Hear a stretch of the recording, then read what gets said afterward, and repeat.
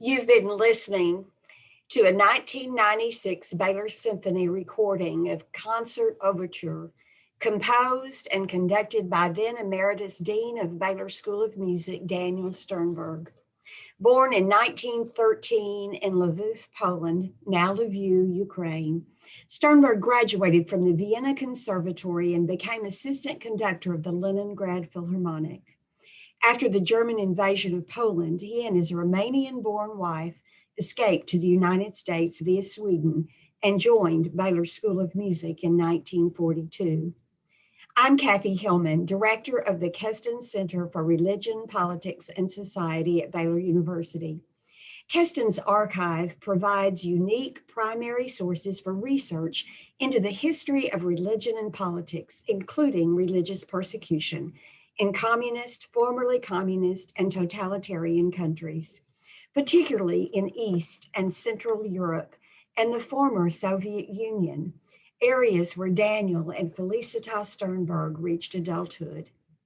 In today's Where in the World, Keston Spring Lecture, 9 Keston researchers who spent significant time in the archives will report, in 4 minutes or less, on what's happening related to religion, politics, and society in their countries or part of the world they research. Following the presentation, several panelists will join us live. Wallace Daniel, former Baylor Dean of Arts and Sciences and currently Distinguished University Professor of History at Mercer, will moderate the Q&A.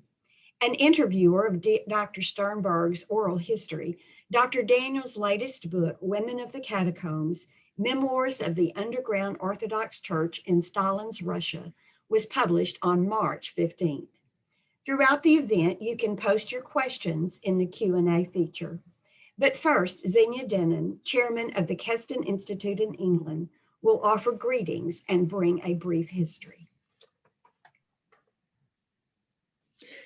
As chairman of Keston Institute UK, I'm delighted to welcome you all to these presentations, which have been organized by the Keston Center at Baylor.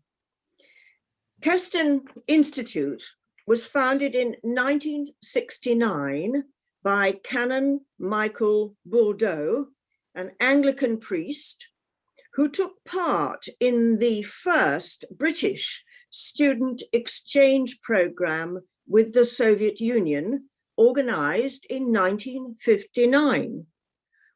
During his time at Moscow University that year, 1959, it was the beginning of the anti-religious campaign organized by Nikita Khrushchev. So Michael experienced firsthand the forcible closing of churches and the persecution of his fellow Christian believers. He became extremely concerned about this. So later, in 1964, on a brief visit to Moscow, he heard that during the night, a church in the center of the city had been blown up. So, of course, being a curious person, he went to have a look. As he tried to look through the fencing which surrounded the rubble, he noticed 2 women who were also trying to see through. And Michael went up to them and asked them what had happened. They jumped with excitement because they realized he was a foreigner and asked him, "We need your help, please follow us." So that is what Michael did. He followed them, keeping a certain distance, followed them to the edge of the city, to a small house where a group of Russian Orthodox believers had gathered. They told him about the persecution of the church and asked him, I quote his words, "Be our voice where we cannot be heard." That was the moment when Michael felt called to found an organization which could publicize what was really happening to believers in the USSR. The work of Keston then expanded to include the whole of Eastern and Central Europe, as well as the USSR. So the mission of Keston from the outset has been to tell the truth, to gather reliable information about the religious situation in the countries of the now former communist bloc. This is still Keston's mission, and today it is being developed and carried forward by the Keston Center at Baylor. Thank you, Mrs. Dennon. In 2007, the Keston Institute in Oxford accepted a proposal from Baylor and passed its extensive library and archives to the newly created Keston Center to continue the legacy by preserving resources, promoting research, and continuing as a voice for the voiceless. Later that year, the precious materials arrived in Waco. Hundreds of shipping boxes contained samizdat or illegal publications, Keston News Service reports, clippings, pamphlets, manuscripts, and court documents, as well as photographs, works of art, audio visuals, propaganda posters, rare items, and more. A library of about 8,000 books and nearly 900 periodicals accompanied the 1,400 linear feet of archives created in at least 33 languages and encompassing 30 discrete denominations and religions. Over the last 10 years, the Keston Center has hosted more than 50 researchers. The first group to report today includes University of Bucharest and Oxford graduate Alina Urs, who is a founding member of the Center for the Study of Contemporary History in Romania. A professor at Ukrainian Catholic University in Lviv, Dr. Michael Cherenkov also serves as Vice President for Strategy and Education at the Association for Spiritual Renewal, Mission Eurasia's affiliate in Ukraine. He and Joshua Searle, whom you'll hear later, co-authored A Future and a Hope. Emily Barron, originally from Milwaukee, is Associate Professor and Interim Chair of History at Middle Tennessee State University. Her research explores dissidence and freedom and includes the book Dissident on the Margins: How Soviet Jehovah's Witnesses Defied Communism and Lived to Preach About It. Of Armenian descent, Dr. Art Tanoyan serves as Research Associate, Center for Holocaust and Genocide Studies at the University of Minnesota Twin Cities. An accomplished photographer, he shot the images for the Museum of Russian Arts exhibit, Treasures of Memory and Hope, showcasing descendants of Armenian genocide survivors with family keepsakes. Hello everyone, this is Alina Urs, sending this from the Carpathian Mountains, where I finally got to go after a year of staying in Bucharest and mainly working from home, I guess, like everyone did. So how was this past year in my country? There have been three main scenarios, let's say. The first one, the one that came as a shock for the entire world. From March till May last year, we had almost full quarantine throughout the country. You couldn't leave the house, not even in day broad light, because you had to have like documents with you. And that first period with very harsh restrictions actually worked. We had very few cases, but it did create a huge controversy with the church, especially with the Orthodox Church, because it was the very first time in its history when people couldn't attend live the Easter service, the midnight service. However, all churches in Romania, all religions, I would say, were fairly supportive of the measures taken. But in the end, it was a relief for everyone to go to the second period from, let's say, May to December, when the main big controversy then was with the schools. It was very tough on everyone having to have the school online for kids almost throughout, almost from the first grade till university. And that was pretty tricky. And in the end, it sort of changed from time to time, especially for those in the final years. The third period, let's say, was pretty successful, the one with the vaccination, which started in Romania at the end of December. This was actually the way we see it, which might be fairly different from the way other countries see it, is that it was a success because we are in the European Union, and I think that's how we managed to have access to the vaccine. And I can say from my own experience and that of my family, almost all of us are vaccinated by now, and or have this scheduled in the near future. So it already started with the general population, and people are pretty pleased about that. So yeah, that was this final year of COVID in Romania. Sending you my warmest wishes from here. This is Alina Urs. Bye. I am so happy to be part of great and glorious legacy of Keston. The history of the Keston Center and my family's history are closely intertwined.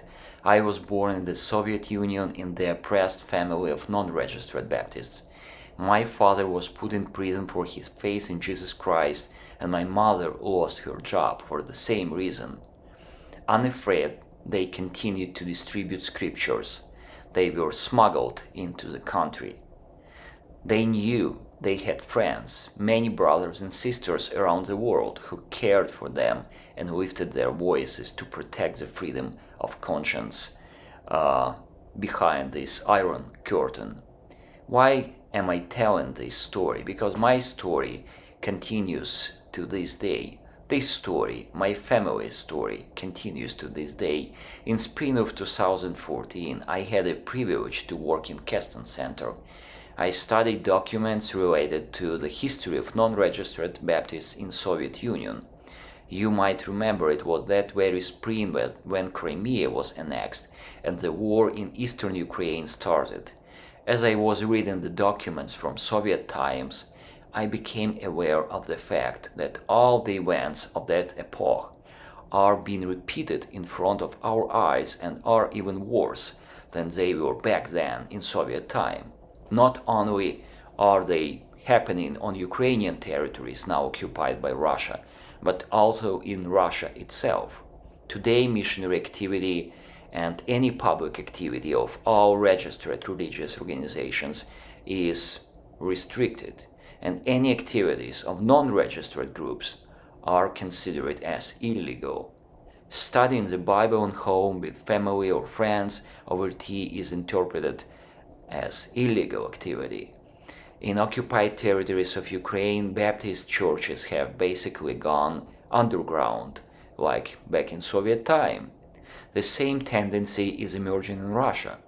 All Christian churches, apart from Russian Orthodox Church, find themselves to be the enemies of the state, or as they used to say in Stalin's times, enemy of the people. What will follow? History tells us that churches will find new ways of ministering. Limitations of freedom and persecutions will be a new incentive for their growth. But for the state regime that suppresses the freedom of religion, it will be the beginning of the end. This was true during Soviet times. It will be true for today's post-Soviet empire.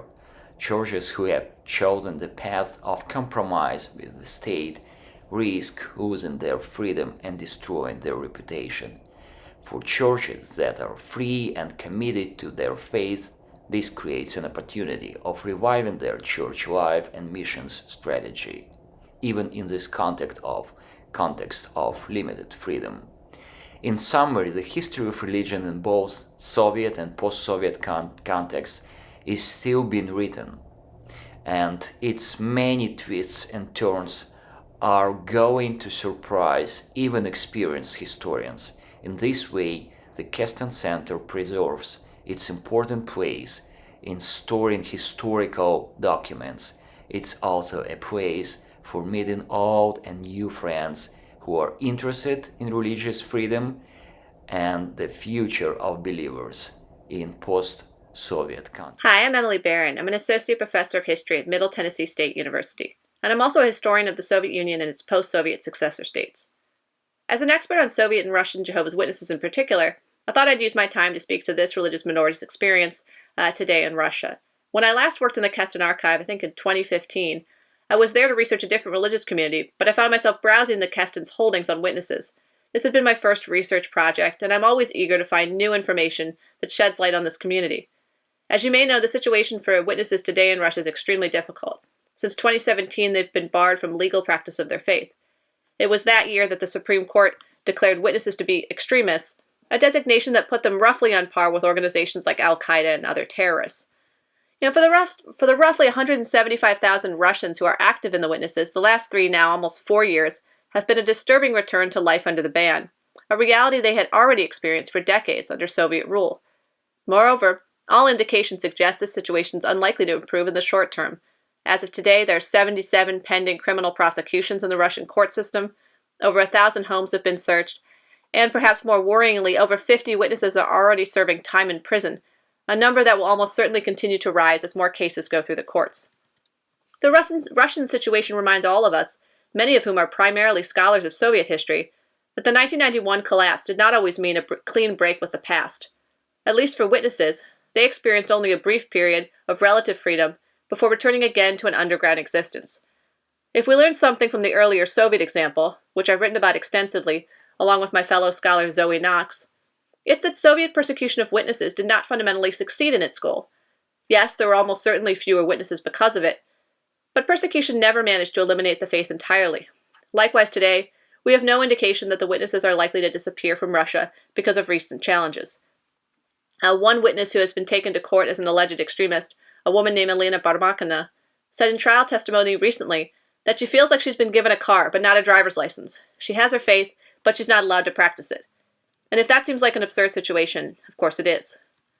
I'll close my brief remarks today by just noting that one of the most valuable aspects of the Keston is that it continued to gather materials after 1991, allowing us in turn to have these sorts of conversations about religious freedom that acknowledge that where religious minorities are concerned, 1991 is less of a breakpoint from the past than we might have imagined, or we might have hoped.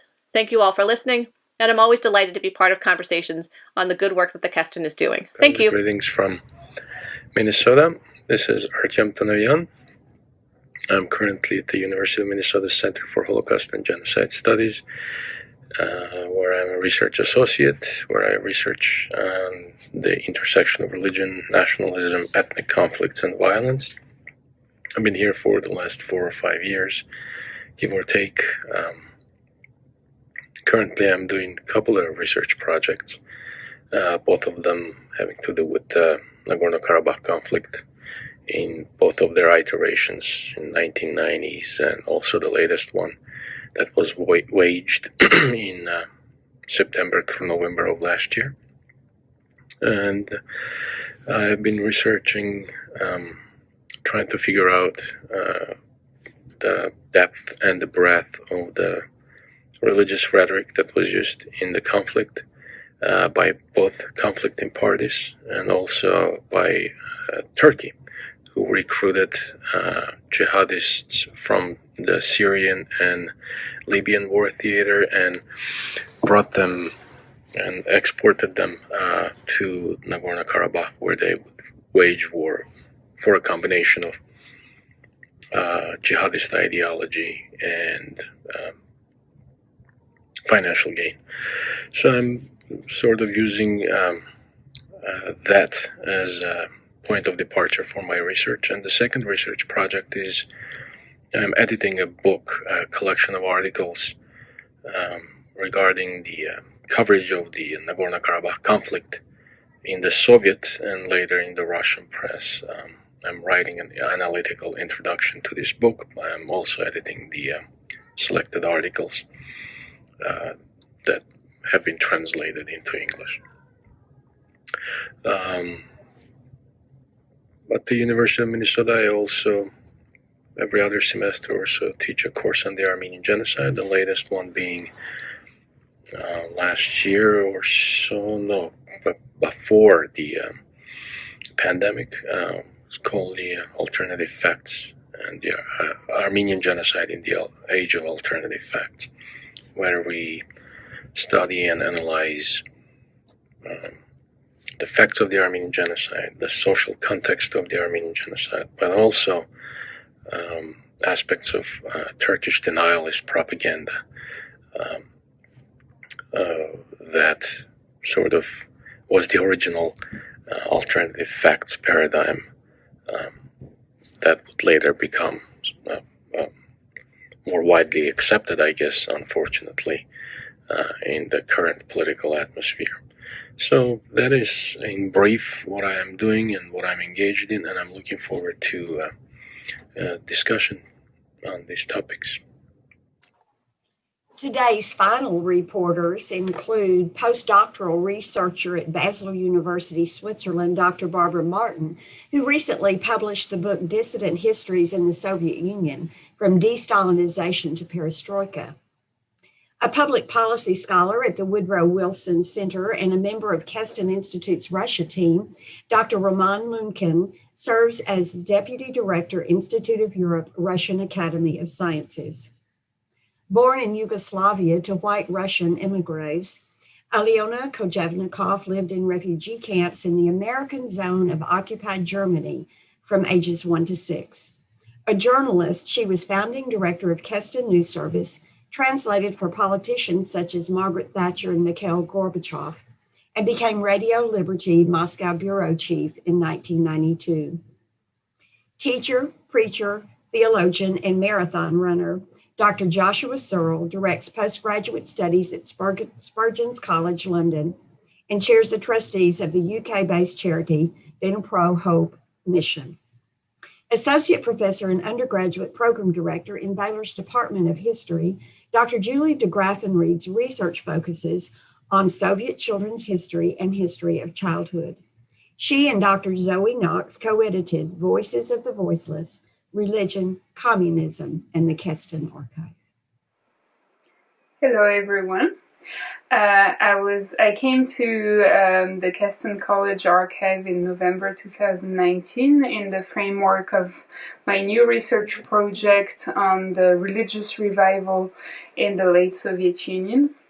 I'd like to talk today about my experience doing research in COVID times. I started my field research with a large oral history component in Russia in January 2020. I was lucky to have 3 months of research until mid-March. I had planned to fly home in mid-March, so I was lucky to fly home just on time. But the other research trips I had planned, of course, were had to be cancelled because of the situation. And there was lots of uncertainty as to when I would be allowed to return to Russia.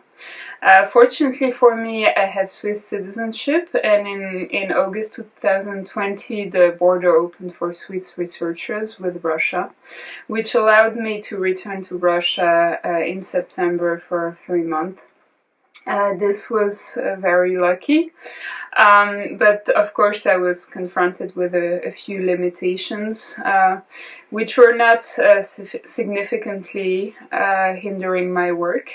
For oral history, I was afraid that people would be afraid to meet me, but fortunately this went quite well. I had been considering using Zoom or Skype, but of course it's not the same contact with people, and so I maintained my interviews live, which worked quite well on the whole. As for archives, they were open. The only restriction being the necessity to register, but this was okay. I've heard that for popular archives like GARF, it can be quite complicated, but in my case, I didn't have too many problems with this, and the same goes with libraries. So on the whole, I've been pretty lucky to be able to resume my research in COVID times. Thank you. Dear friends and colleagues, my greetings to Keston Center and to Baylor University, to all Keston meeting. My name is Roman Lunkin, and I am a member of Russian team of Keston Institute, and I took part in the trips in the sociological service of Keston Institute under the project Encyclopedia of Religious Life in Russia Today. The head of that encyclopedia, of that project, the heads are Father Michael Bourdeau and Professor Sergei Filatov, and we also organized all that trips in Russia, in Russian regions. Just now with Sergei Filatov and the president of Keston Institute, Ksenia Den. For us, it's a good experience of life religiosity, of real understanding and better understanding of real activity, social activity, cultural activity, and political activity of religious organizations on the regional level, on the level of concrete communities, religious leaders, and the common believers. Also, during my brief speech, I want to pay attention to several points that became very important for all religious organizations, not only in Russia, but in my opinion, also in the world. It's just a factor of religion in pandemic, when believers defended their rights during lockdowns and their right to pray together and to health services. The second, it's became more evident in political life in United States and also in Europe and in Russia, the clash between conservative Christians and the new liberal democracy. The representatives of new liberals, so-called liberals, and their clashes with traditionalists.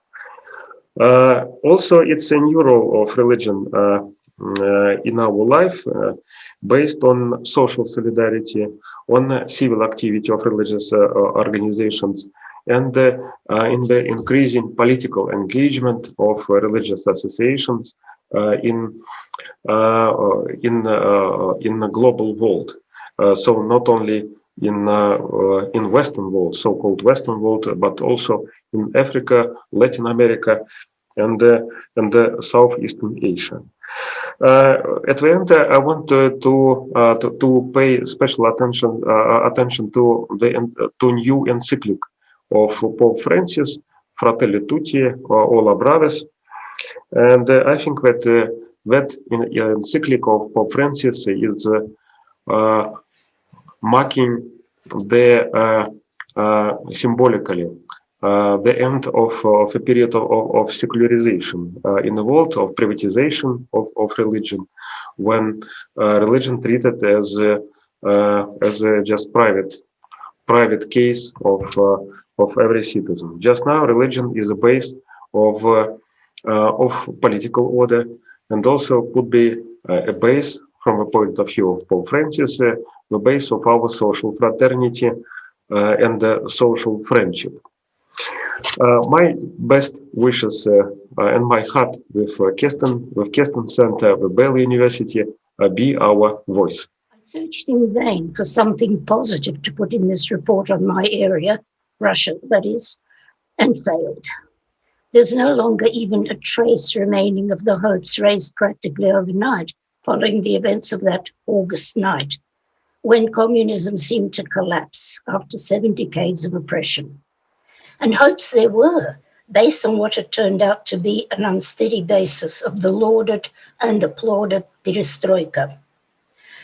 Maybe we in the West were so jubilant that we overestimated the hold on the nation's psyche by the regime that was unloved, but nonetheless familiar. For people who had no real experience of what freedom entails, including taking responsibility for themselves without being governed by diktat, was difficult. Looking back, I think it may have been caused by too much too soon. Capitalism, the market economy, all require sacrificing some of the unloved but familiar ways of life. Yes, churches were opened unopposed, But the Orthodox hierarchy proved incapable of finding a genuinely independent voice, and over the years, coddled by the government for its own ends, became little more than a rubber stamp under the increasing number of oppressive legislative acts, curbing a growing number of both civil and religious liberties, such as the Church's craven backing of laws reducing domestic violence from a criminal to a civil matter. And the political sphere, the enormous number of political parties that sprang up like mushrooms after rain are now no longer visible. The United Russia juggernaut has emerged as the old Communist Party in all but name. Criticism of the government has once more become punishable. Witness the Navalny case. Unconcealed corruption is rife and no longer particularly concealed. Journalists must tread very, very carefully. Nobody is now going to protest the fact that Putin and his cronies have amassed untold wealth at home and abroad. If you do, you risk your life and liberty by making any disrespectful remarks about a man who has managed to isolate himself from prosecution of any kind and turned Russia into a Soviet Union Mark II. Welcome to the Gulag, comrades. Overriding the constitutional guarantees of freedom of assembly and conscience, attempted protests are brutally quashed. Religious groups such as the Jehovah's Witnesses, for example, who are seen as marginal by the state authorities, are being imprisoned on flimsy pretexts, and church worship is coming under more and more stringent rules as to where, when, and how services may be carried out, such as processions on feast days. The population is becoming increasingly impoverished, and there are already noticeable problems with food shortages. Sanctions on imports are biting, despite official defiant claims that we can feed ourselves. The locally produced Dutch cheese, for example, differs considerably from real Gouda and Edam, but that's a mere bagatelle. The worst problem is that in the present pandemic situation, people have lost their jobs and there is no safety net to help them. Those who have some savings can live on them until they run out. But what comes then is too frightening for most people to contemplate. The poverty of the people, on which the Bolsheviks staked one of their main points in propaganda, is a reality standing on the doorstep. Alas, much as I would like to see at least a glimmer of light for the Russian people, I cannot see so much as a tiny spark in a dark tunnel. I've been asked many times by Westerners, why do not the Russian people rise up and overthrow the regime, following on from the dress rehearsal we saw that fateful August? The answer is simple. Russia is not some small banana republic in which you can seize the railway, the aerodrome, and the radio station to have all power in your hands. Russia is simply too vast for that. God help us. Hello, everyone, and welcome to this presentation. My name is Joshua Searle, and I'm zooming in all the way from London. So greetings to colleagues at the Keston Center in Texas and indeed throughout the world. In the next couple of minutes, I'm just going to give a brief presentation on what's happening in religion, society, and politics in my home country of Great Britain.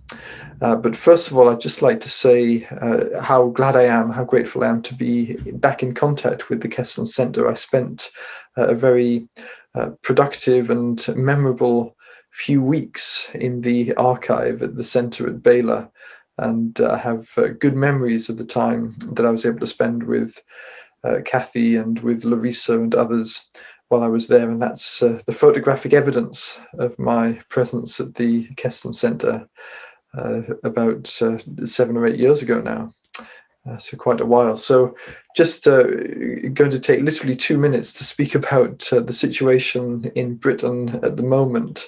And I think that, as many of you will know, you'll be aware that the UK has now left the European Union. What's interesting is that the Brexit debate actually featured a lot of contributions from Christian leaders, and there are actually many Christians who played a leading role in the Leave campaign. And I think this is indicative of a wider trend in a trend in British society today. We're witnessing the fusion of extremist right-wing populism and what we might call Christian piety, or Christian nationalism dressed up as a form of Christian piety.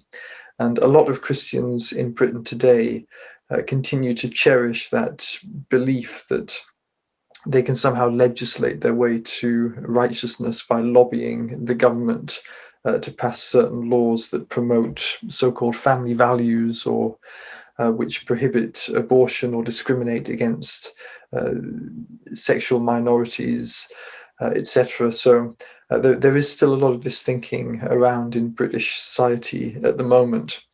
And a lot of these contributions, these Christian voices were very loud during and after the Brexit referendum, and have been ever since, have been getting louder and louder.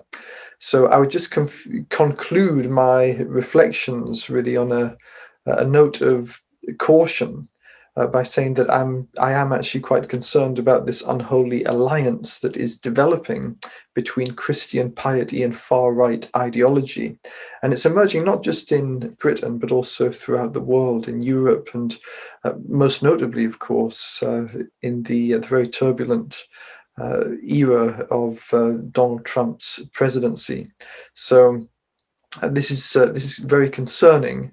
And a lot of my research at the moment is directed towards understanding these trends and trying to warn, especially Christians, of the dangers of Christian collusion with extremist politics. And so I'd just like to conclude on a note of thanks and gratitude to the staff at the Keston Center at Baylor, and I'm pleased that the centre continues to welcome scholars from throughout the world, and I'm really grateful to Kathy and Larissa and the whole team. And I wish you and all the Keston community all the very best. Thank you and goodbye. Hi, I'm Dr. Julie DeGraffenreid. I'm here in the Department of History at Baylor University, the home of the Keston Center for Religion, Politics, and Society. During this time of pandemic, digital collections have become more important than ever, both to scholars and to students. In a normal year, I would trek my students over to the Keston Center in person, but nothing's normal right now. As an alternative, I'm using Keston resources that have been digitized to create an assignment online for them. So let me describe it to you, and then talk about what I'm hoping students gain from it. First, I asked the students to figure out what exactly the Keston Center for Religion, Politics, and Society is. I direct them to the Keston Center's homepage and ask them to give me a description of its holdings and to brainstorm what sorts of research projects it might be useful for. Second, I direct them to the Keston Digital Archive, and I walk them through the search and browse functions. I asked students to scroll through the homepage of the Digital Archive and to list for me 3 examples of the types of materials that are available in Keston, and for each type, 1 example. Third, I send them back to the search function, and I ask them to search specifically for Keston News Service. I demonstrate how to filter results to specifically target resources in the Keston Digital Archive. Students are then directed to select any issue of the Keston News Service before 1991 and to use the viewer button to read it in its entirety.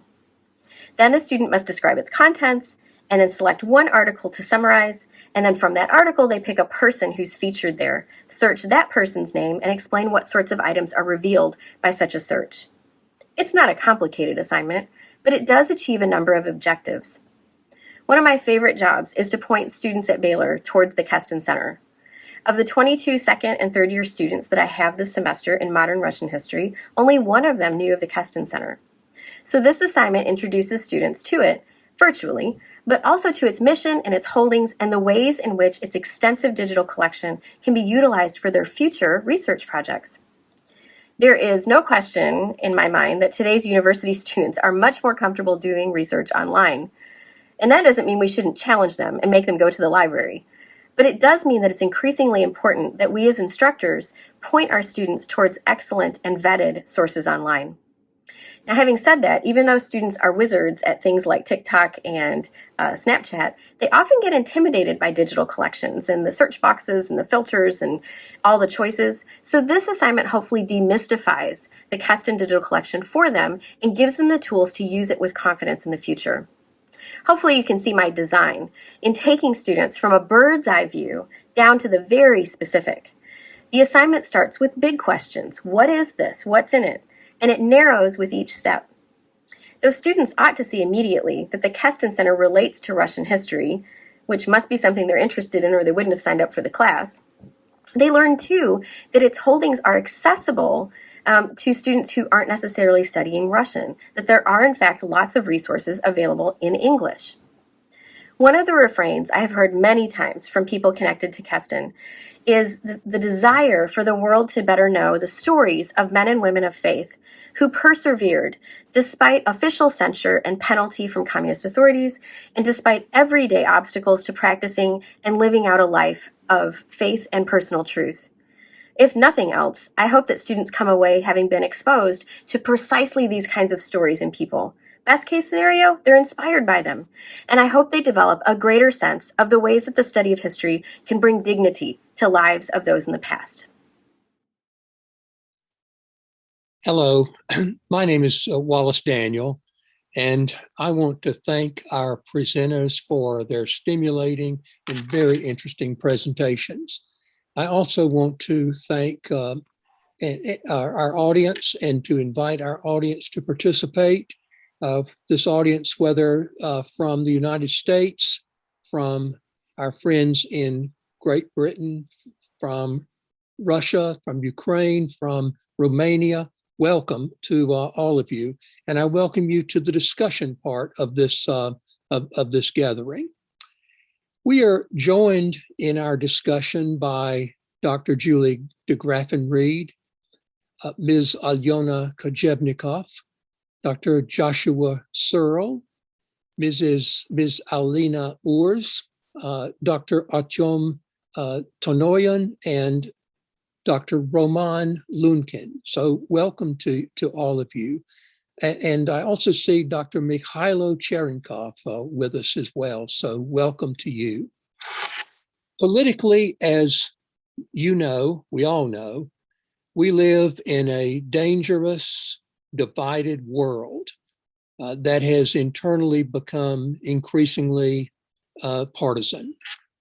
But in other important ways, we also live in an international world, a world connected by communication, a world connected by technology, by commerce, and as one can see, by research.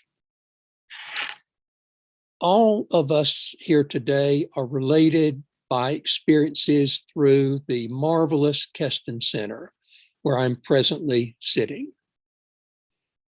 Since we've heard from our presenters, now is your chance, those in our audience, to raise a question that you would wish to ask of them. If you would kindly write your question in the Q&A box at the bottom of your screen, I will pass that question on to our panelists. So we welcome your questions, and don't hesitate to ask. They will certainly be appreciated. Again, the question and answer box. To start with, I'm going to pose a question and then I'll go to the Q&A. What have you found most surprising as you have engaged in your work this past year, whether in research or travel or teaching? And how has it changed what you once thought?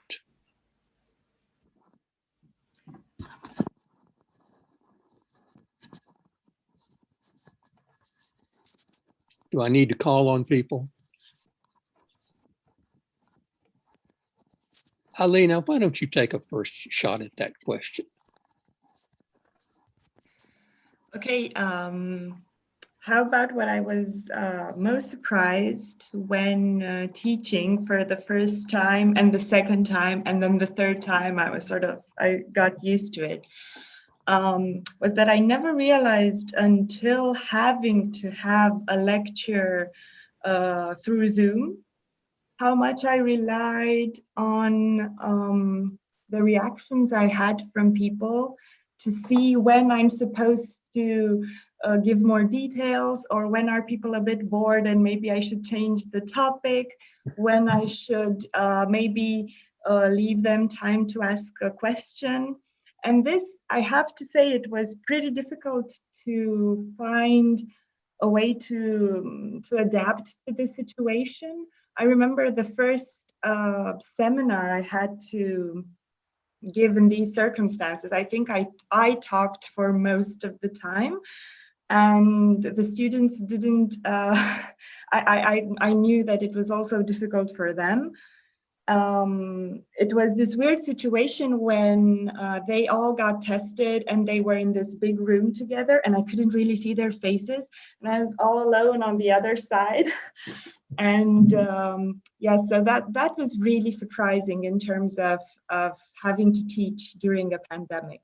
I never really realized how much one is relying on all the cues you get from looking at people in the room. Yeah, so that was me having a very personal experience as a Very good. Thank you, Dr. Daniel. So it certainly has been a year of surprises, hasn't it?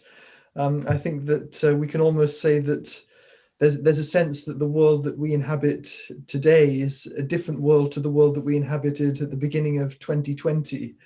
And for me, it's been fascinating to observe some of the changes that have taken place in the world, but also in the church. My main role at the college where I teach in London is I'm a lecturer in theology and public thought. So I'm interested in observing some of the developments that are taking place in religion and society at a global level. And when I say that the world has changed, it's not, I don't just have in mind COVID-19 and the pandemic, but also George Floyd and Black Lives Matter.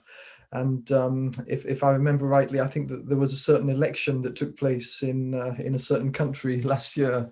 Probably the less said about that, the better. But it's certainly been a year that has been full of surprises. So it's been very difficult to pick just one, I think. But if I could answer your question in quite a cryptic way, it's sometimes been said that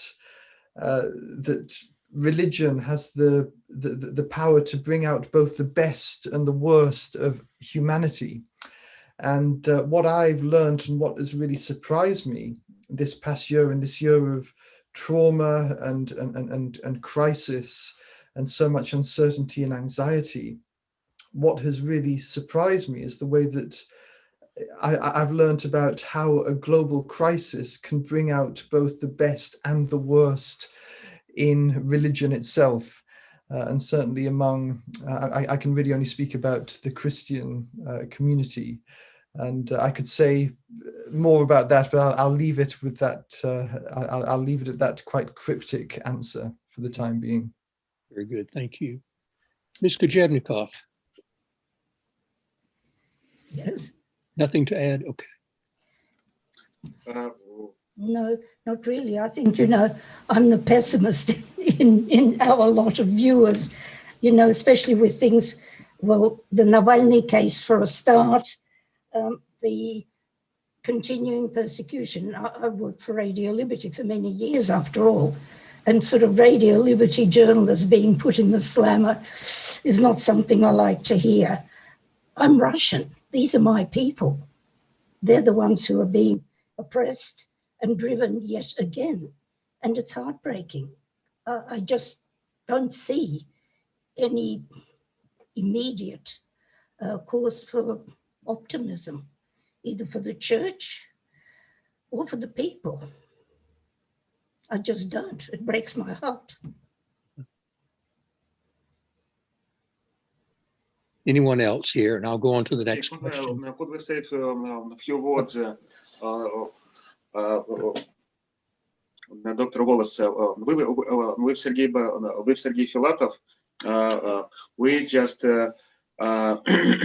give all our warm greetings not all our colleagues, to President Ksenia Denon, to Director of the Center Kathy Hillman, to our host Professor Wallace Daniel, and then to all our colleagues.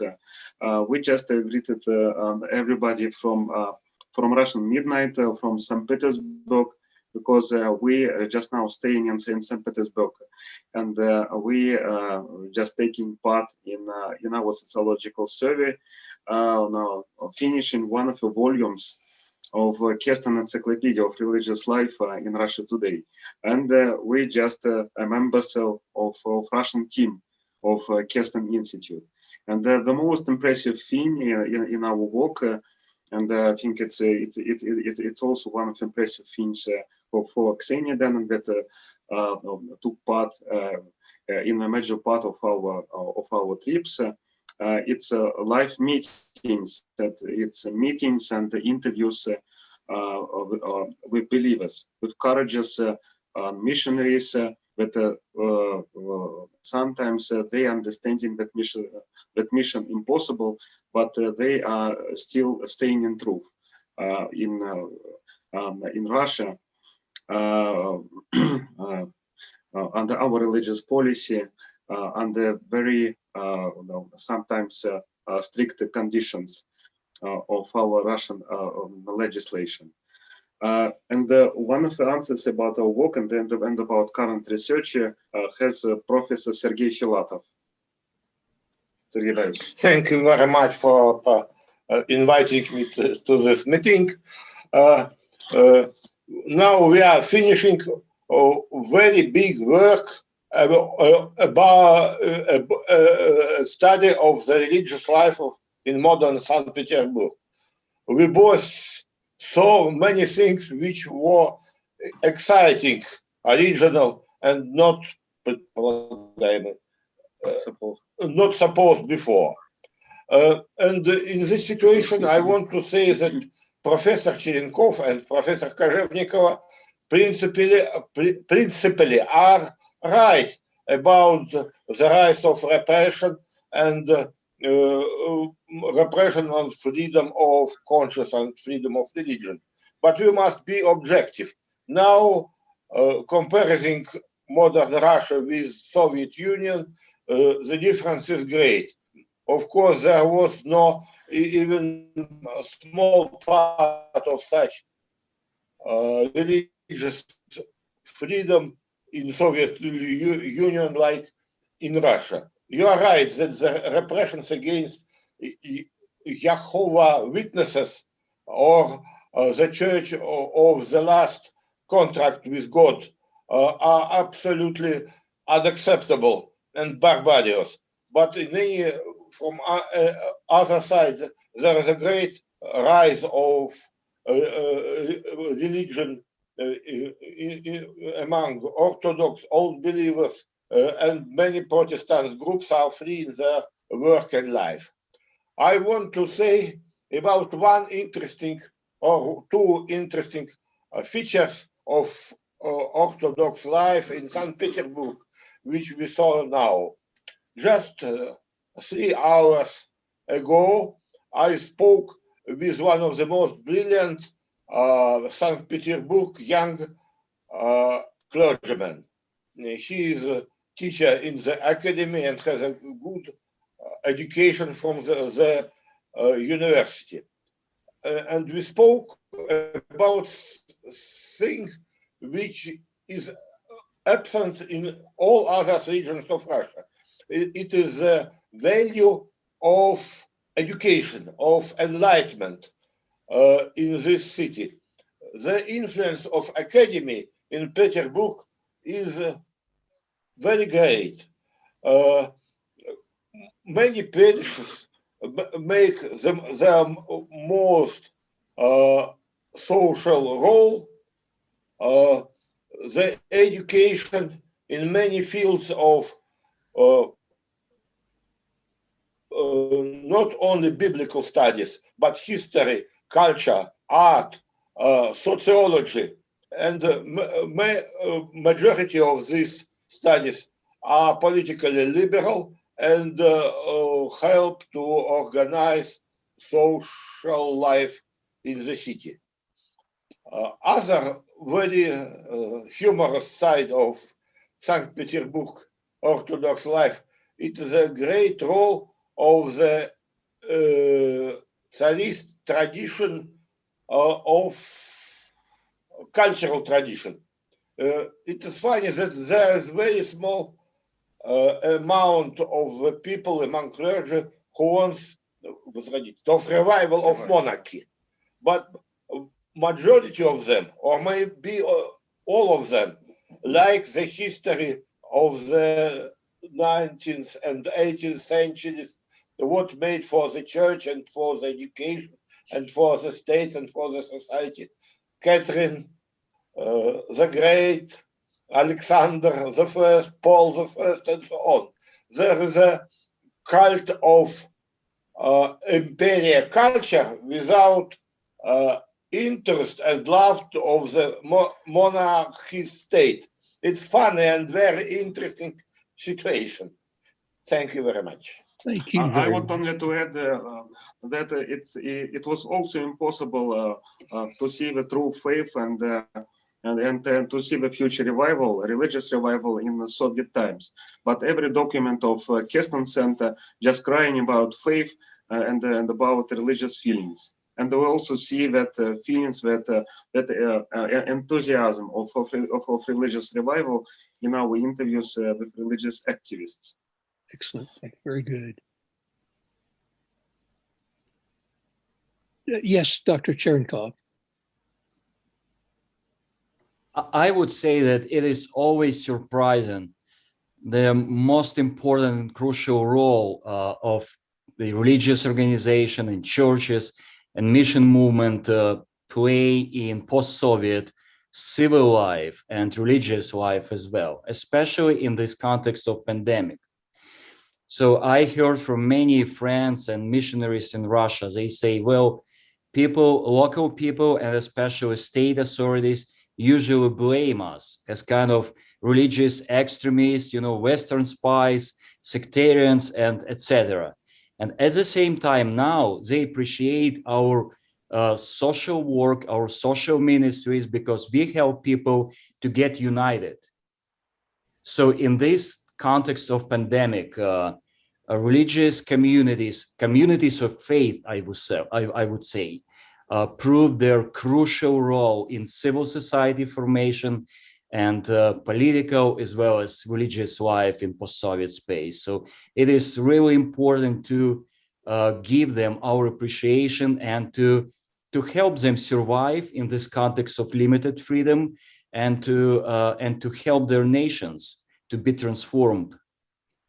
Thank you. We have a question that is a follow-up question to what we've just been discussing, but it applies mostly to Eastern Europe. The question from Mitchell Brown: how has religion stayed alive in post-Soviet Union states or post-East European states while atheism has dominated East Germany? Has atheism dominated East Germany? Does anyone here know?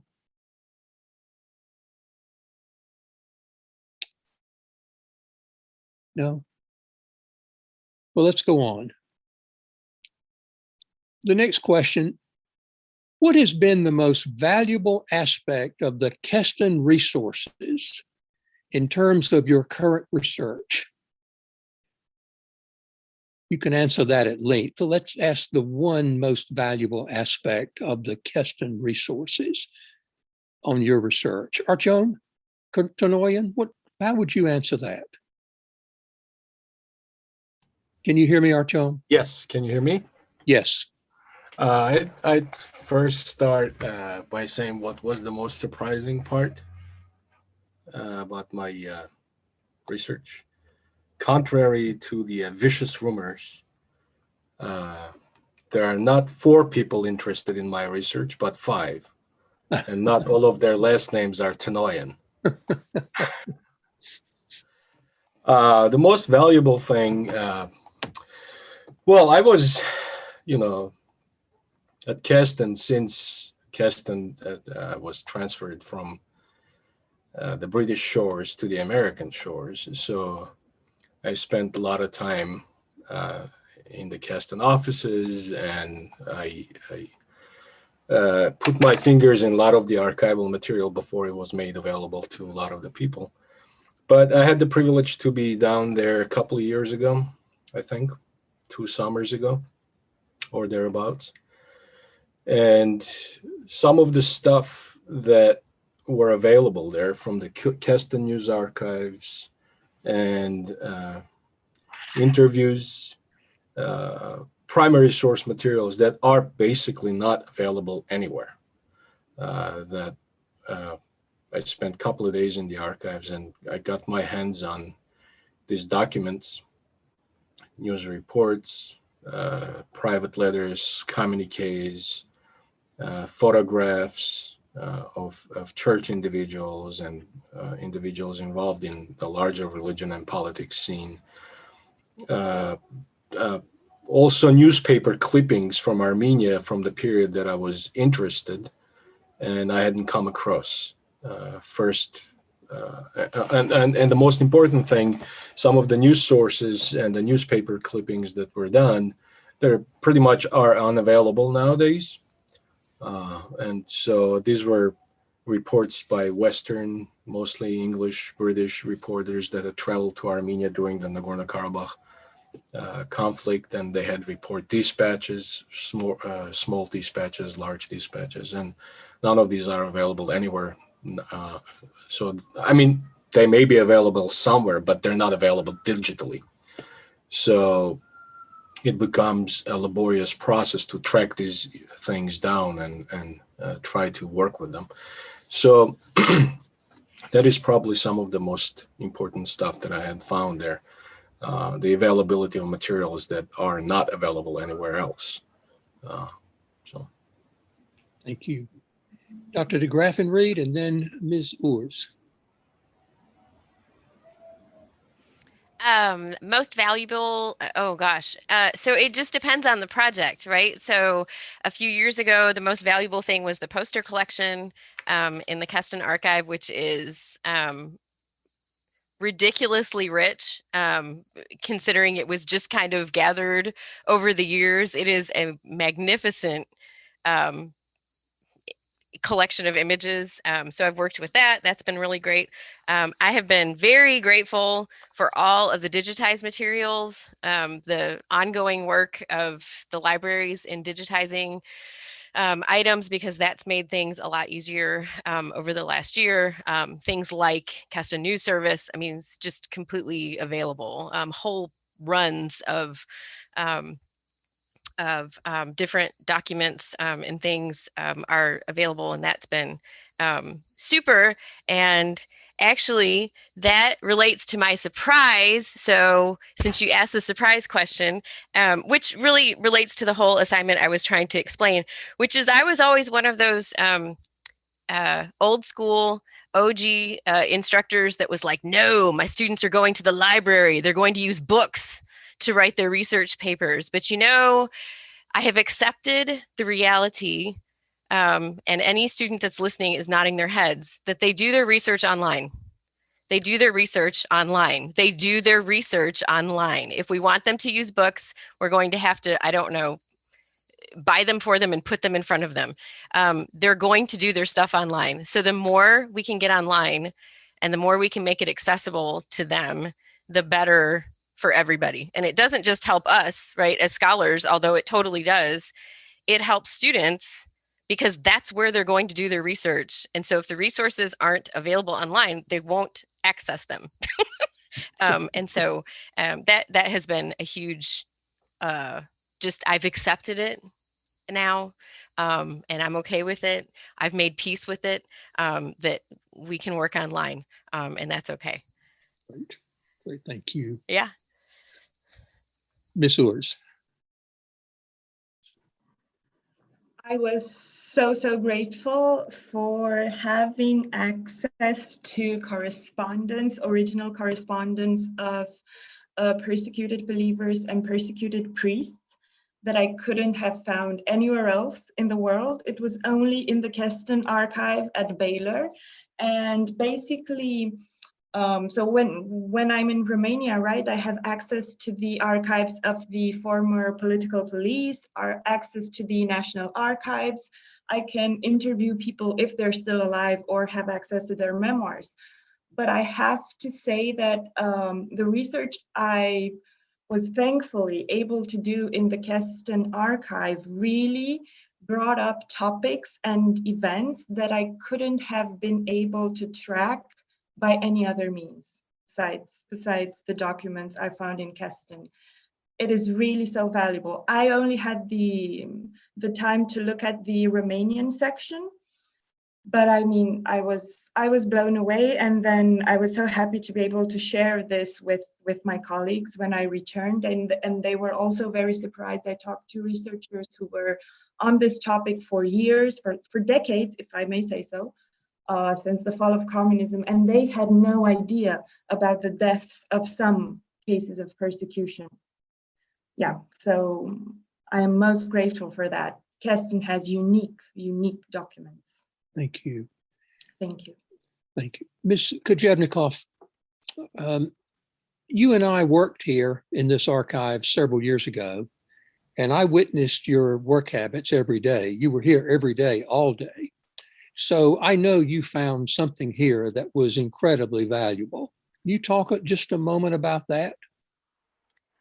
Well, it was the most valuable thing, I think, was the fact that, excuse me, I've got laryngitis, the fact that the archive has been preserved together, all of it. Also, it was very interesting for me, Wallace, to work with you because you were writing about Father Gleb Yakunin at the time. And I was able to put you in touch with some of my friends in Moscow. You did, indeed. Very well. But I think we created something unique. And just seeing it all there, when we were working, at the old schoolhouse, it was all scattered everywhere, whereas here it was all together. And I realized then, I think, how enormous the scope of the information that we gathered, and sometimes gathered against amazing odds, because it was very heartening to learn, and this is something I'm very proud of, excuse me, that one of our researchers, John Anderson, on his first visit to Moscow, came back and, sorry about that, I have a new microphone and it keeps slipping. He said, my God, he said, Keston has got such street credibility in Moscow. And I thought that was something that we had strived for without actually putting it into words. But when someone else said it, you thought, well, it's all worth it. The small salaries, the cramped spaces, everything, it makes it all worthwhile. It's a treasure. Okay, thank you. Anyone else like to comment on this question before we move on?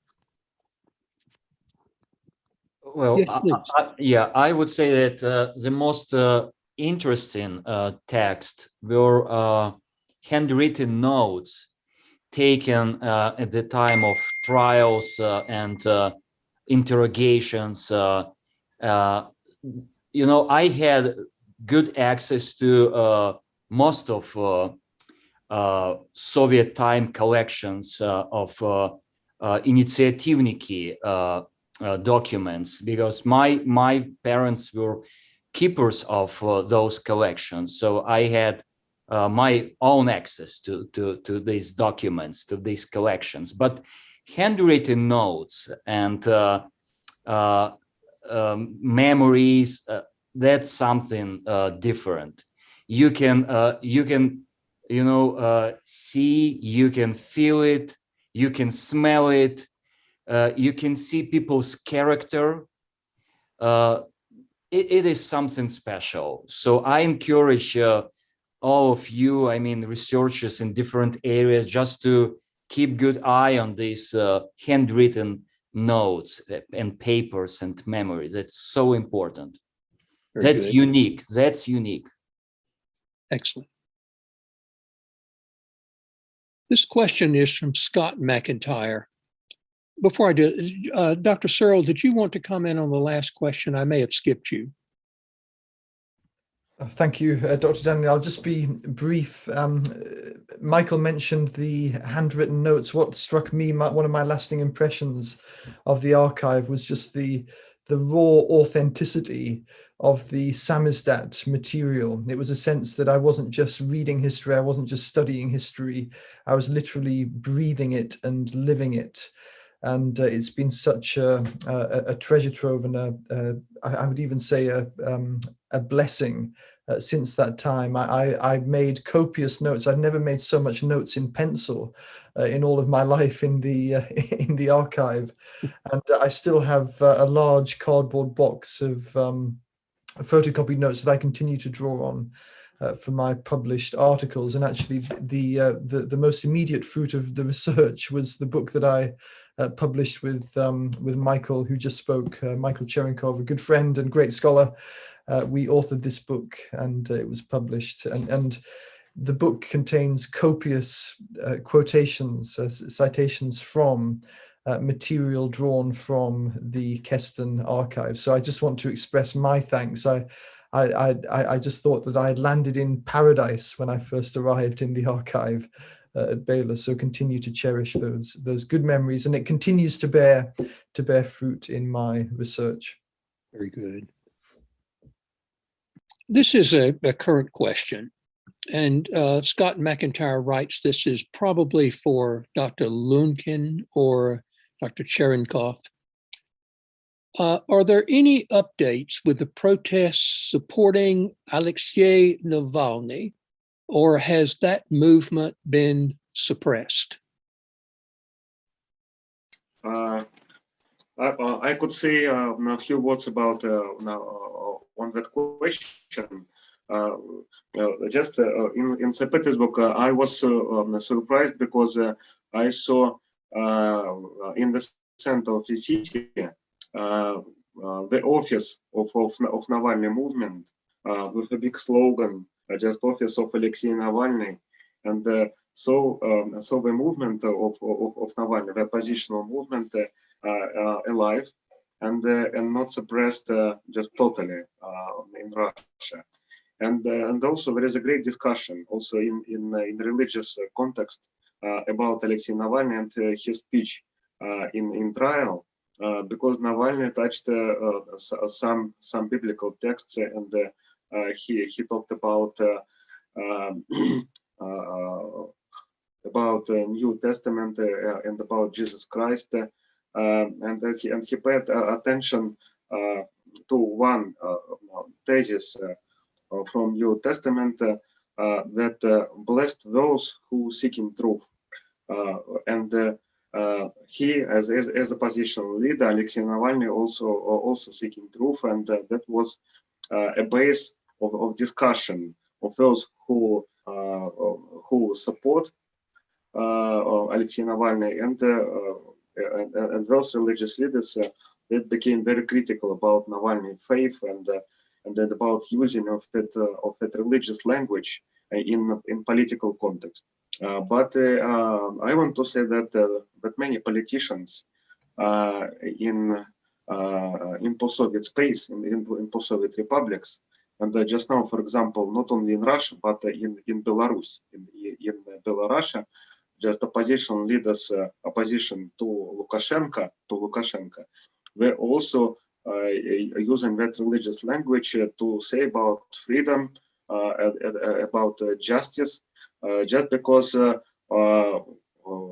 maybe there is no any other political language that will be just understandable to a majority of people, and sometimes just definitions of democracy, especially, is discredited in Russia and just considered not in a good way after 90s. So because of that, politicians they want to say that we are for truth, we were for Christian faith, for Christian justice. So they just justifying their own political agenda by a New Testament by Christian faith. Well, I would add something.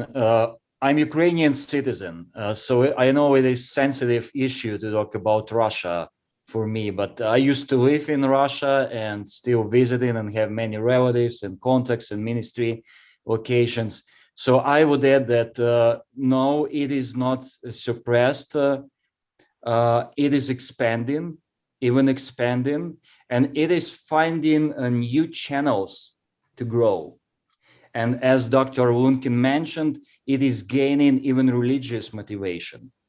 So I would say that it is expanding, it is going deeper and deeper, and it is gaining even more support among different groups of people, not just liberal-minded or Democrats, but religious communities as well. So it is intriguing issue now for Russia. I mean, to talk about this future of this protest movement. But I would say that civil movements, political movements, and religious movements, they will get together in the most intriguing way. So I would predict interesting turn of events. It's true. I'd like to ask this question, and I'd like to ask this of most of you.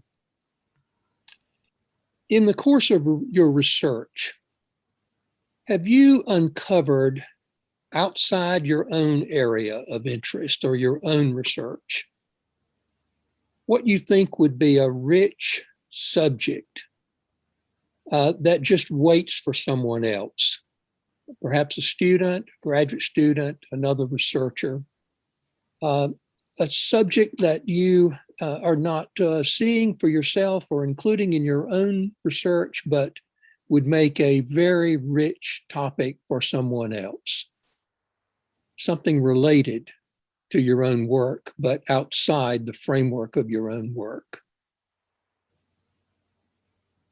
Anyone?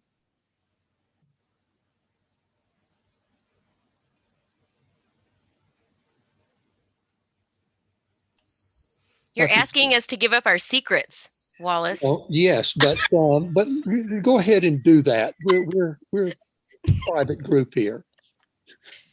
I can talk about a related topic. So my current project is a look at religious childhood in the 60s, 70s, and 80s, a time when there was not supposed to be religious childhood, and what that means to the children who experienced it, to their families, to their faith communities, to the state, and to the West in the context of the Cold War. So start small, get big. Mm-hmm. And so since I'm working on Orthodoxy and Russia, boy, would I love to see comparative studies in other places of the same question. So there's 20 projects right there. Wow. Anyone, everyone. Yes, Ms. Ors. I've noticed that there was quite a bit of material on Jehovah's Witnesses in Romania during communism. And that is a topic I didn't really delve into, but for those who are interested in Jehovah's Witnesses during communism in Eastern Europe and the USSR, perhaps as Julie said, they could also go into the material from the Romanian section. Some of it is in English. So, you know, that could be pretty interesting. There's quite a bit on that. Yeah, that's great. Great. Dr. Tenorian, Artyom.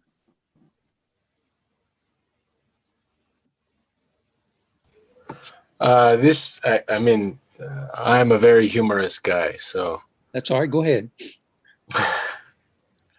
The research project I would commission anyone if I had money is to study why so many Armenians have Shakespearean first names: Hamlet, Romeo, Juliet.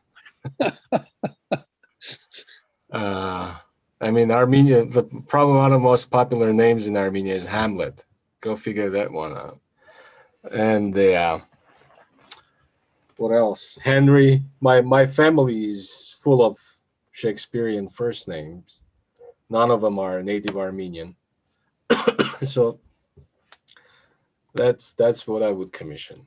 So do you have speculation as to the answer to your question? Yeah, I think there was an Armenian poet, Silva Kaputikian, who became famous in 70s and 80s. She said it's one of the reasons is that Armenians have always confronted the question to be or not to be. That was a tongue-in-cheek answer. But I have my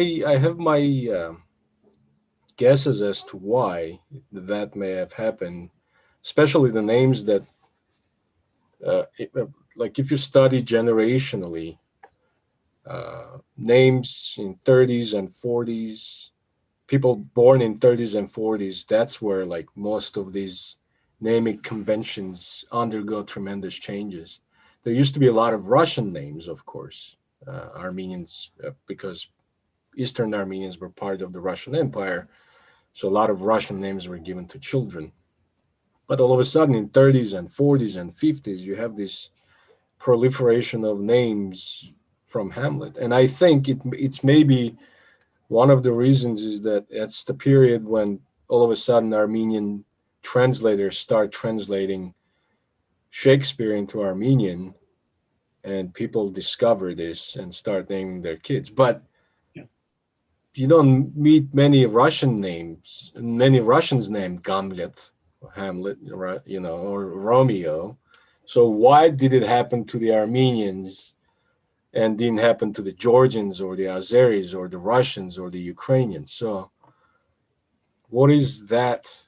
What is it, that all of a sudden made Armenians to name their kids after these characters, literary characters? Hamlet. I mean, how many Englishmen do you know named Hamlet? You don't. I mean, that's like one Hamlet that I know, and Shakespeare killed him. So that's an interesting thing that I've contemplated.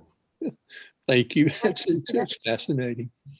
I want to add something about our project, because our project on religious life in Russian regions and during our trips, our project are always producing very many subjects, thoughts, ideas, movements, and that is like perpetuum mobile of many movements, and sometimes we don't have enough time to describe some new spiritual movement, new religious movement is in some region. And I just reminded one a very difficult question for Sergei Borisovich that always made him stuck.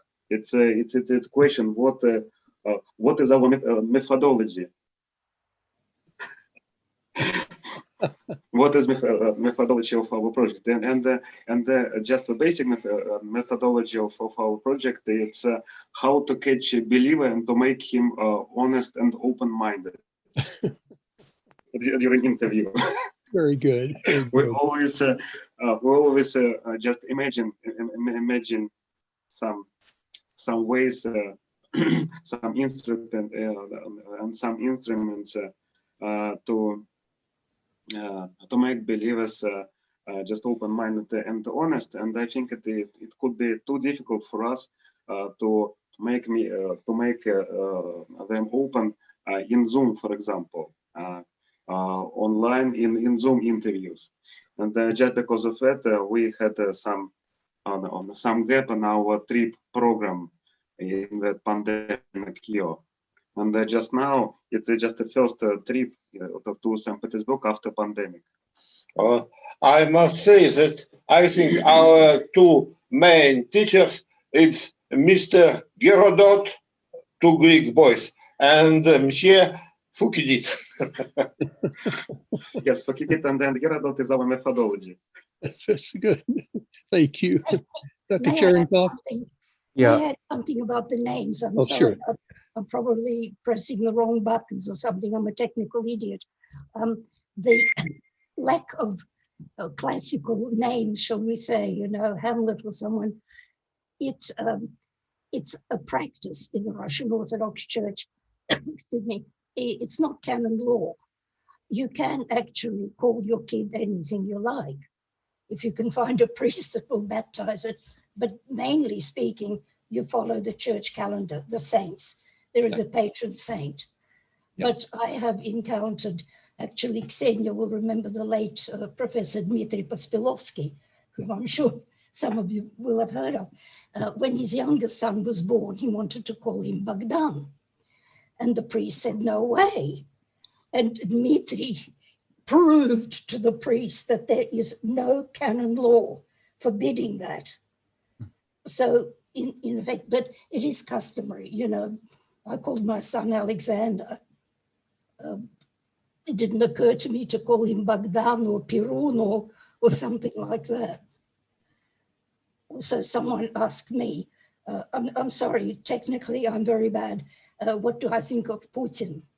Well, he's professedly, you know, such a big Christian. Well, if he's a genuine Christian believer, I am the Queen of Sheba. There are other questions, and I know I need to get to two other people, but we're about run out of time. I want to thank our participants for their contributions and for those who have joined us in other ways today, have been part of a very lively, very interesting conversation. We will be joined in our discussion by others around the world on Friday morning, March the 26th at 11 o'clock a.m. for the second part of the session. And with thanks to each of you and appreciation for the conversation that we've had today, I bid you good day, and that concludes our meeting for this afternoon.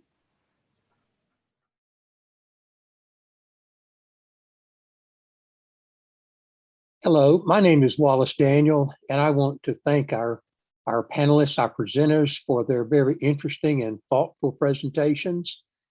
I also want to welcome you, members of our community, those in the United Kingdom, Switzerland, Romania, Ukraine, and around the world to the discussion part of our gathering here this morning. We are joined in our conversation by Dr. Julia de Graffenried, Ms. Alyona Kojevnikov, Ms. Alena Urs, Dr. Achom Tanoyan, Dr. Barbara Martin, and Dr. Mikhailo Cherenkov, and Dr. Emily Barron. Politically, as I mentioned on Tuesday, we live in a divided and very dangerous world that has become internally increasingly partisan. But in other important ways, we also exist in an international community, connected by communications, technology, commerce, and as one can see demonstrated here today, by research. All of us are related to experiences through this marvelous Keston Center and Archive, where I am presently sitting. I'd like to welcome Dr. Roman Lunkin and Dr. Sergei Filatov from Moscow, St. Petersburg.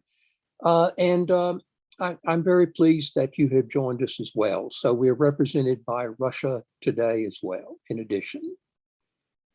Since we've heard from our presenters, now is your chance, those in our audience, to raise a question you wish to ask of them, of any one of them or all of them. If you would kindly write your question in the Q&A at the bottom of your screen, I will pass it to our panelists. We welcome your questions. So please do not hesitate to ask, and we would greatly appreciate any of them, all of them. To begin and to make this transition, let me also say that we have all lived through the pandemic. How has it affected your work? Some of you have spoken to this already, but I'd like to pose it again. How has it affected your work specifically and what you do? And also, we wonder, and I think this may be a universal question, whether life will ever return to what we knew before, to what we considered normal. In your work or research, what one change have you seen that will likely remain after the pandemic has dissipated? That's a generic question, and I'd welcome anyone's response to it, so please have at it. Would you reflect on it, Ms. Ors? And then I'll ask Dr. Cherenkov to follow up what she says. Hello, everyone. I was just about to say good evening, but I guess for some of you it's broad daylight. Actually, just before answering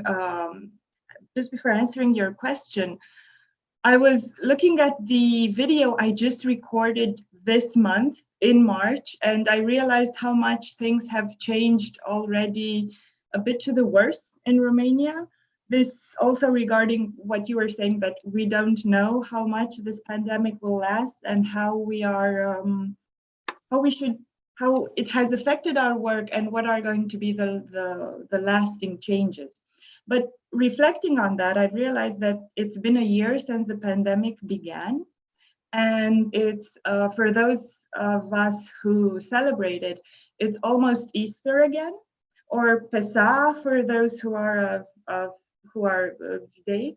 And I was wondering, as Dr. Lunkin said, believers in this time feel the need or feel obligated to fight a bit for their rights to attend services and not online. And in Romania, we again have this debate that last year was very, very it was more vigorous than I would have expected, of believers who really wanted to attend the midnight service that the Orthodox Church has, and that last year they weren't able to do that. And this year, the authorities already announced, while announcing that the restrictions are going to be fairly severe again, they announced that believers will be able to attend the midnight service of the Orthodox Church, and also other believers will be able to attend their the main services that are going to happen in the next period.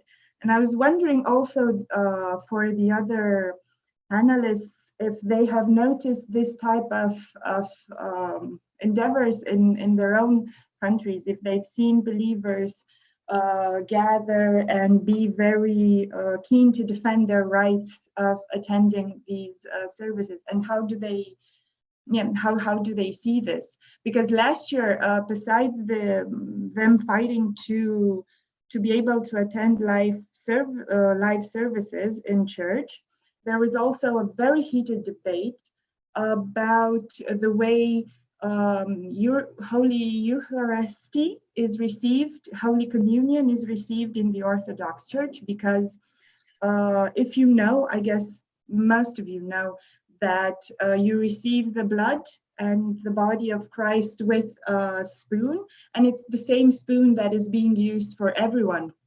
So this created quite the heated debate, and the Orthodox Church said that they won't change their ways that have been there for millennia. But many believers did feel a bit uneasy about it. And also, I was wondering if you have seen this type of debate happening in other countries from this post-Soviet and Eastern European space. But getting back to your question, I am answering it. I think that the one thing that will stay with us in our work, or at least this is how I see it, a lasting change, is that I will definitely try to have a digital path to doing whatever I have to do from now on. I'm talking either about research. I remember when I was in the Keston research, in the Keston archive, I must have taken thousands of photographs of documents, and that was really useful afterwards. But there is always that feeling that you can get back to the documents once you've seen it. There's always like, I can somehow get back there, or I can ask someone. And what this pandemic teaches you is that you might not be able to have physical access to something for a while. And also, the other lesson of having a digital version for everything is also maybe having a digital version for events as well, for exhibits, for online lectures. And a lesson learned this year is that it's not easy to just translate it. It's not that you do what you do when you're live at an event and you just have a camera and you just go about your ways. You have to sort of adapt. And I think these are, for me, the lasting changes that I see and the lessons learned from this year of pandemic. Thank you. Wonderful. Thank you. Dr. Cherenkov. Yes. I know that this pandemic experience had changed the way we communicate each other, we make our research, and even more, it had changed the way how, believers get together to worship God. So this online mode changes everything, how people worship God and get together to worship Him. And it was really surprising for me to see that even the most conservative groups, like underground churches in former Soviet Union, all of them, went online. So as for me, it gives more opportunities for non-state, non-traditional underground movements to reach even more people in their missionary outreach efforts. And I would say that we will practice this kind of hybrid approach to the way how we communicate, how we meet each other, how we even participate Holy Communion. It was really surprising to see that post-Soviet Baptist, really conservative groups, they allowed to participate online. So it is kind of revolution in the way how people worship God and participate all these liturgies. So as for me, this hybrid approach will change everything in terms of ecclesiology and in terms of missiology as well. And this combination of, speaking about hybrid, I mean this combination of online and offline approaches. And this hybrid format most definitely will be diverse and dynamic, and it will depend on local context and on the level of religious freedom as well. But it will give, as I said before, more opportunities for underground, unrecognized, persecuted, marginalized minority groups to reach even more people. So the life and ministry of the church will not be the same, and will inevitably become hybrid forms, which are even more dynamic. And it will change religious organizations, mission movements, and ecclesiology as well. So that's my opinion. That's my kind of forecast. Great. Thank you. Anyone else wish to speak to this obviously significant issue?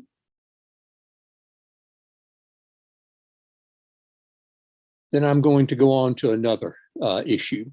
And this question comes from John Hillman. what religious direction do you believe President Joe Biden will lead the United States as opposed to former President Donald Trump? What will be the differences?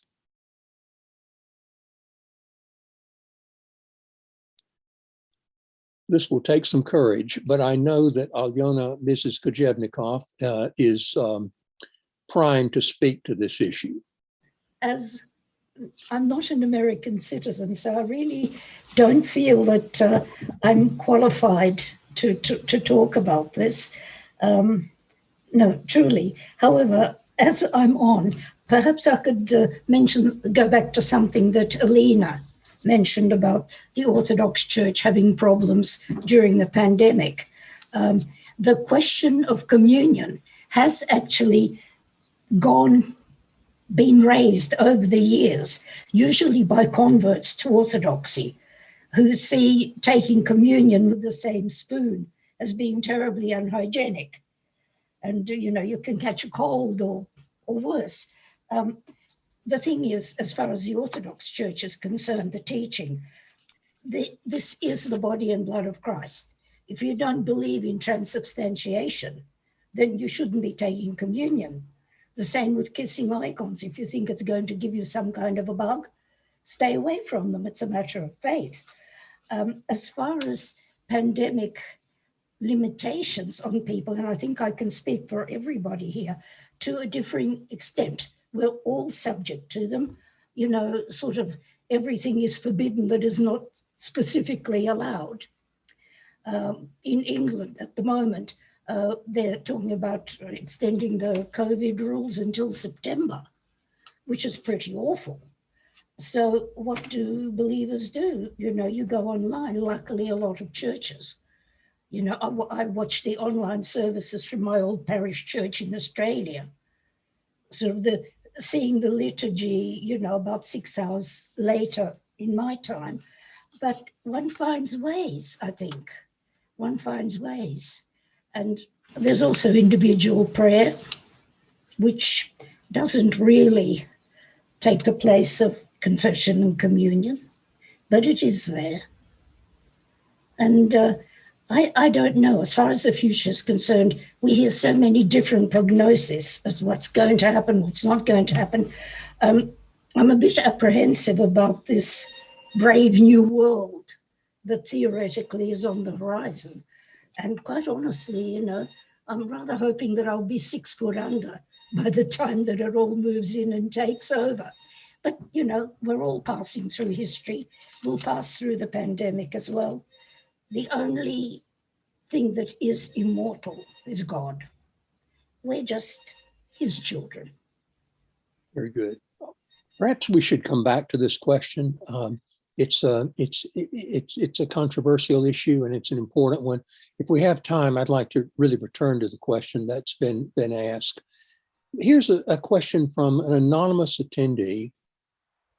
What kinds of viewpoints on the state of the Christian religion can be taken when in some parts of the world, Christians associated with far-right terrorist groups push xenophobia, racism, fascism, and hatred in general, while other groups of Christians are still heavily persecuted? Is it safe to assume that Christianity is deeply fractured? I'm going to ask that question in a slightly different way. What trends do you see in religion? Current trends do you see in religion, both positive and negative, that take place in the country or the area in which you are studying, in which you're doing research?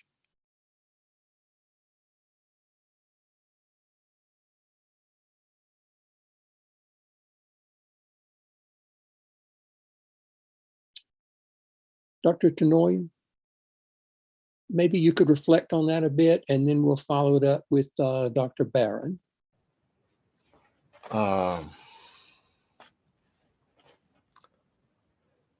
Well, there are a number of trends that are emerging in my area of studies.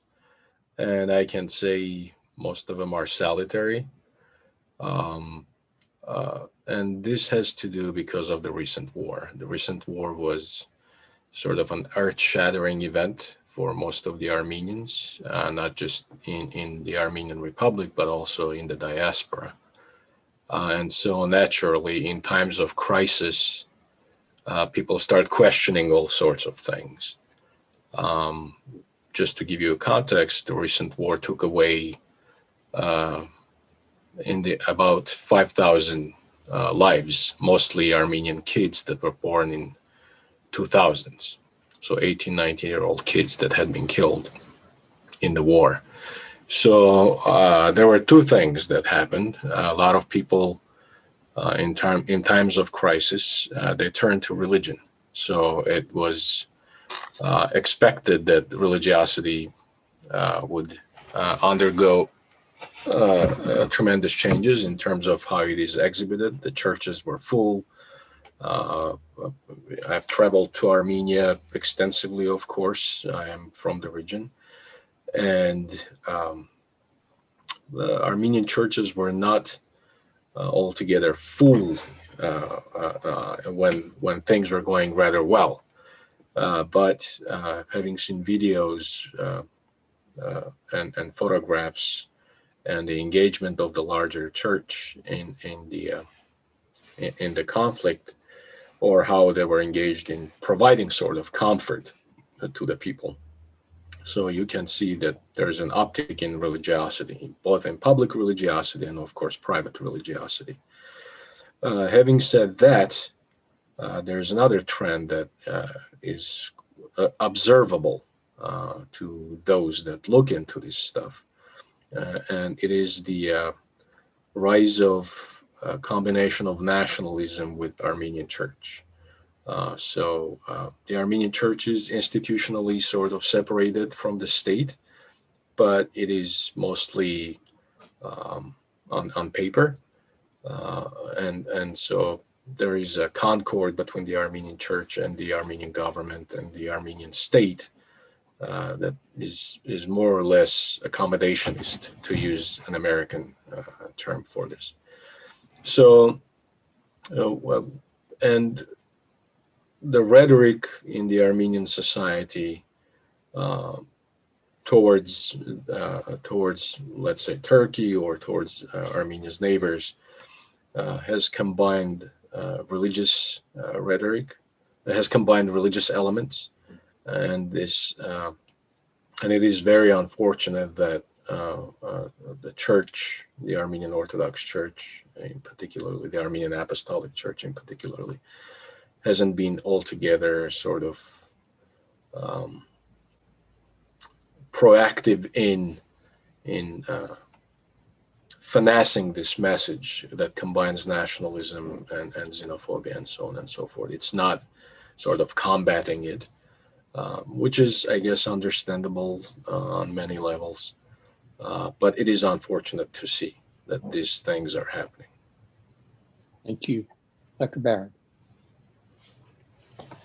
Hello. I think I'll try to limit my comments to what I feel comfortable in my expertise, and that's the situation for witnesses in Russia. And there, if we're looking for trend lines, I see nothing that suggests any sort of positive resolution of that situation. If anything, there seems to be an uptick in police actions, arrests, house searches, convictions in the past year. Some of that is just the cases against witnesses have taken really long to go through the courts. And we're now seeing some of the earliest convictions go through that. The first woman was convicted in recent months. And I just don't see, I see no impetus from the state to change direction on that. Unfortunately, I haven't seen a lot of pushback publicly against what's going on for witnesses. I think in the American press, the issue has gotten minimal coverage. I think there just doesn't seem to be any reason for Russia not to keep doing what it's doing if it wants to do that, because why not, right? From their perspective, what is the downside? It's just the witnesses, and they're already a marginal community, and they don't have a lot of supporters. And where would the pressure be coming from for them to reverse course on that? And, you know, in terms of the pandemic, I'll just say that everyone on this panel has clearly gotten more done this year than I have. And so I would just like to commend everyone who's talking about research that they did in the last 13 months, because Julie's with me on this one.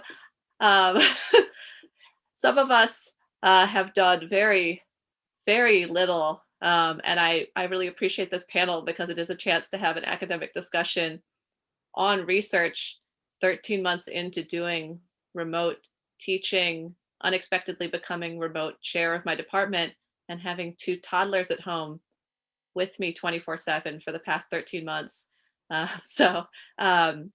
Yes, congratulations to everyone who has managed to stay on track with this. And again, thank you to the Keston, because I think without some of these virtual research events, many of us would feel completely disconnected to our research and our scholarly community. Thank you. We're really, yes, Dr. Cherenkov. Yes, answering two last questions about Mr. Trump and you know, those conservatives in the United States, and about some tendencies in global Christianity. I want to emphasize a well-known tendency. It is rise of populism, and I know that you know, people want, for instance, Mr. Trump to be their voice, and it is shameful. It is really shameful. I want to see, to hear the voice of Michael Bordeaux, but people ask, you know, populist leaders now, please be our voice and speak for us, which is shameful. And it happens in Russia, it happens in Ukraine, it happens in Europe and in the United States. And this kind of populism, religiously motivated populist, it's the most shameful thing I ever heard or have seen. So that's my opinion.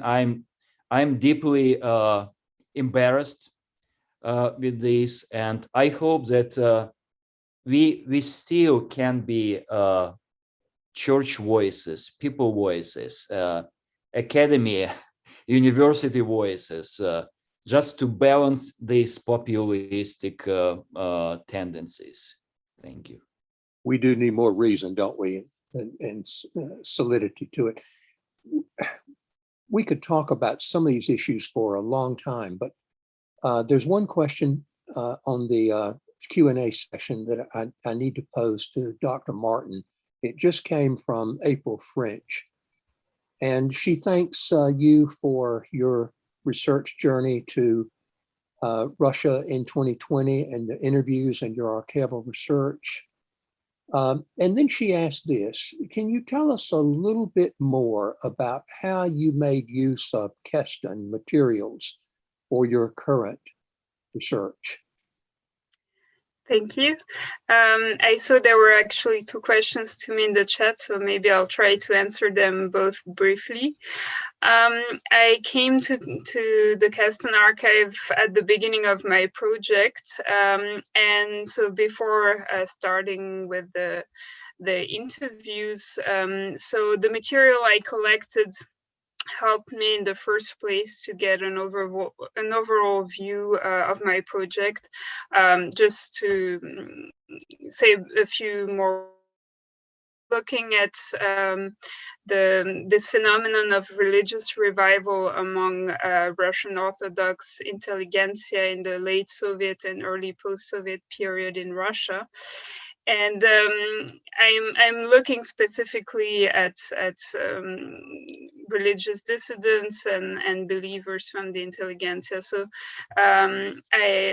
this allowed me to get an idea of what kind of people to interview, if some of them were still alive, and also where to look for additional material. And to answer the second question from Tanya, she asked about the common threads in my interviews. And I think an important leitmotif that I identified in what these people were telling me. There were people who found faith, who converted to Orthodoxy, having been born in non-religious families, and they converted in times when it was still dangerous to do so. And they were both very happy about the religious revival within Soviet and Russian society during the perestroika in the 1990s.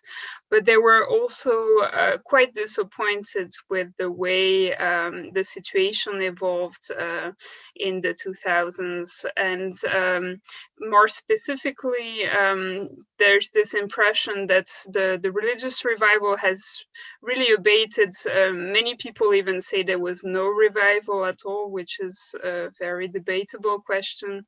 And there's also a lot of disappointment with the hierarchy of the Russian Orthodox Church, with the control that it exercised, and the way that the hierarchy has stifled initiatives from lay people, and also this tendency to build churches rather than develop parish life. So I've felt a lot of bitterness in this regard. Thank you. Much. Thank you. We have time for one more question. And this is from an anonymous person. We live in a world marked by violence, conflict, and civil strife. Yet there are fresh springs of the future, perhaps barely visible in the news sources, that offer hope. In your work, do you find any evidence of springs of hope? And if so, what might they be? I'm going to ask that of anyone. Miss Ors, would you just start us? And Julie, would you follow up? And then anyone else? Do you see, is it just all darkness, or are there springs of hope that you see on the horizon in your work? I do see springs of hope. I very much try to find them, though they are enroached by darkness very often. And I have to say that to those watching, it is very often when I find myself thinking that it's a pretty difficult topic to do research on the resistance and on how people's lives were in a way destroyed by communism in this part of the world. You do find glimpses of hope in seeing how people dealt with that, and in seeing what suffering has actually made of them. And you do get inspiration by studying their life stories. And I do encourage everyone who has access, even physical access, because it does have its own charm, to the Keston archive, to just go and see some of the stories that are hidden there. And yes, while it is tough to do this type of research, or at least this is how I perceive it, in the end, you do find so much inspiration in these stories. So this is where I see the glimpse of hope. Excellent, thank you. Dr. de Graffenried, do you wish to make a comment or about fresh springs of hope that you see? Sure. I don't think you can work in Keston and not see them, actually. I think that's part of Keston itself was established in an effort to be, I think, a spring of hope. I mean, to sort of expose, I mean, that there was ongoing life, spiritual life in places where that was very difficult. And so actually, I don't think you can work in Keston and not see it. What is great is that we're being reminded of that by the work that people are doing. I Yes. So yeah, have not gotten a lot of work done either, Emily. So solidarity. I have done a couple of book reviews. I got to review Michael Bordeaux's memoir. And how can you read that and not think there are just people in the world who dedicate their lives to the good of helping others, and his whole story is of that. Someone else just published a book, right? That is also Dr. Daniel just published a book that is equally inspiring. Again, how to navigate the day-to-day obstacles that people put in front of you. In some ways, reading a book like this makes what has happened in the last year in the church almost laughable. That we're fighting over the sorts of things that people are fighting about seem very much lesser somehow than this sort of day-to-day struggle. And so there's a lot of perspective that can be gained by reading these stories, the stories that Keston preserves. Thank you, Julie. I'm Sure. so glad I called on you.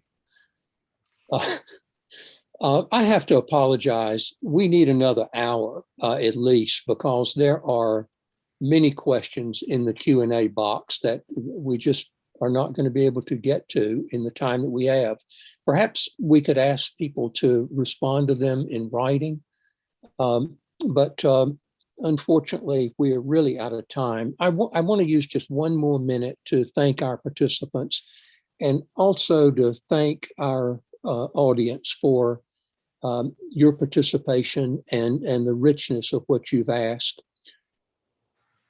This has been a very diverse session with lots of different projects, but I think there's one thing that links everything that has been said, and that is the passion and the interest in a field, in an area that needs a lot more work and creativity.